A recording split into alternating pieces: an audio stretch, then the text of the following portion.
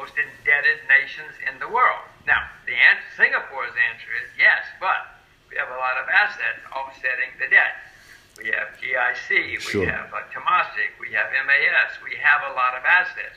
The problem, Florian, is that normally in bear markets, the assets can go down, but the liabilities stay as liabilities.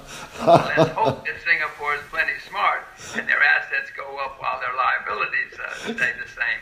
If that's the case, it'll be great. But Singapore has a lot of debt. Yeah, not so likely, unfortunately. There's no empirical proof for those debts going down. On the space of agricultural land, food stuff, cattle, even water, those assets tend to be a bit pricey, but have done very well at a time when you and the Quantum Fund performed superbly. Would you think that's a decent place to have some of your money? No, I'm very bullish on agriculture. Agriculture has been in a big bear market for 30 years. It's a disaster, and that is turning. So I would certainly suggest some agricultural products, either the products themselves, which is easiest, become a farmer, buy yourself a farm. That's the best thing, become a farmer. Buy land and become a farmer. Buy land and lease the land out. That's the best way, but most people won't do that. Wonderful. Including me. I'm not going to become a farmer either, Florian, but I do own agricultural products. Yeah, I do. Yeah, I recommend that very actively. I get strange looks all the time, but this proves all disaster scenarios show that that's a great asset class in performance. Lastly, by the way, in China, yeah. I mean, what I just said about agriculture is true worldwide, yeah. But in China, especially because the government is now doing everything it can to help the farmers, agriculture, the countryside. They say that since Deng Xiaoping changed things, the cities have done extremely well, but the countryside has not. They're now trying to change that so that the people in the countryside become very prosperous. So farming is great worldwide, especially in China. Wow. Must admit, I haven't looked at the stock market in that specific sector. I assume, Jim, I don't want to quiz you too hard on that, but I assume there are ways to play that on the Chinese stock market? Well, you can certainly buy agricultural futures, but there are Chinese agricultural companies, tractors, there are lots of things that are traded publicly in China. Wow. To do with agriculture. Wow, that is excellent.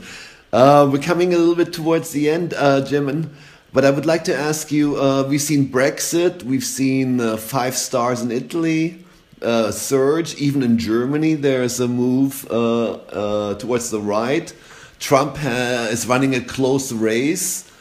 Is the protest vote going to be a factor in this crisis of confidence? Do you think that's a dark horse, a black swan?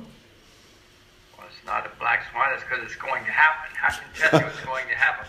Throughout history, when people have been unhappy, they look for a person on a white horse to come riding in and save them. They look for easy answers.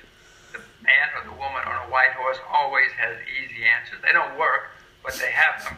And so when you see difficult times, turmoil, whatever, the people on the white horses come riding in and they sweep into power. That's going to happen again. You're already seeing more separatist movements in Europe. Doesn't matter whether they work or not, there's going to be a lot of turmoil as people try to withdraw from their own countries or from the EU. So you're going to see plenty of turmoil. Some will win. I mean, you see what happened in Brexit? Yeah. Brexit encourages a lot of politicians now, whether it's France or Italy, wherever. You mentioned some. Yeah. There are going to be a lot more movements like that. Finally, we're seeing a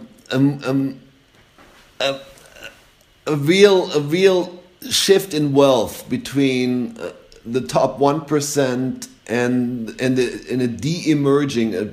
deconstructing middle class. Are those folks ready to act, or is it because our demographics are that we are really quite old that we lack the zest to understand and rebel against financial repression, let's call it that? Well, whenever things get bad enough,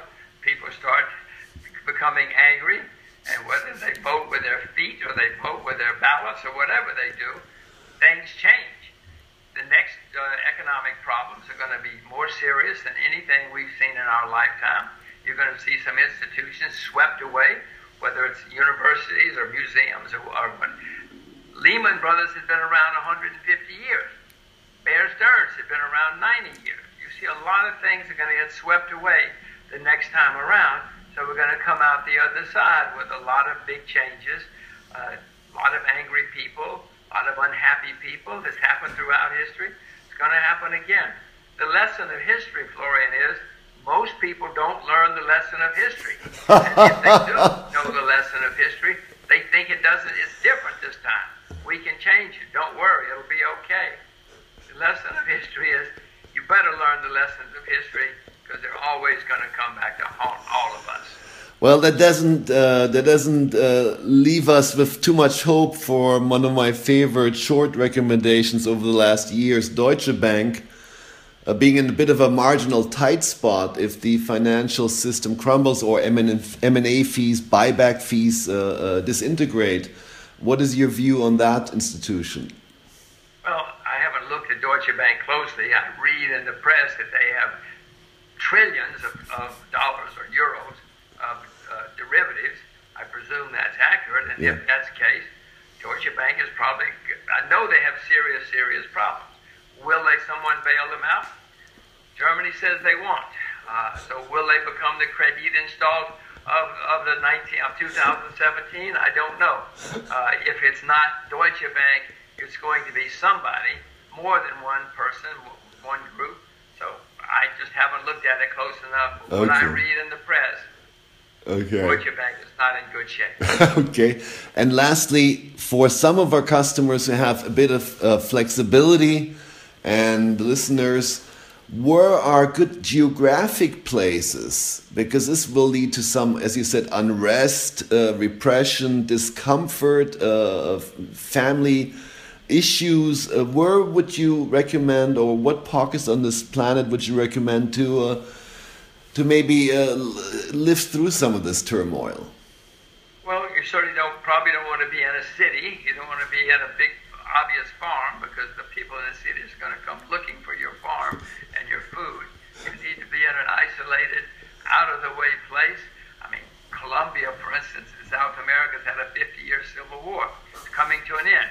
Usually, if you go to a place after a 50-year civil war, you're pretty safe, because nobody wants to have another war after 50 years. So find places like that, and you may come through okay. Okay. Well, thank you, Jim. It's been a wonderful experience speaking with you. I guarantee you our viewers will appreciate it, and I assure you thank you, because I'm going to spend the next few days looking at agricultural stocks on the Beijing Stock Exchange. Well, thank you so much.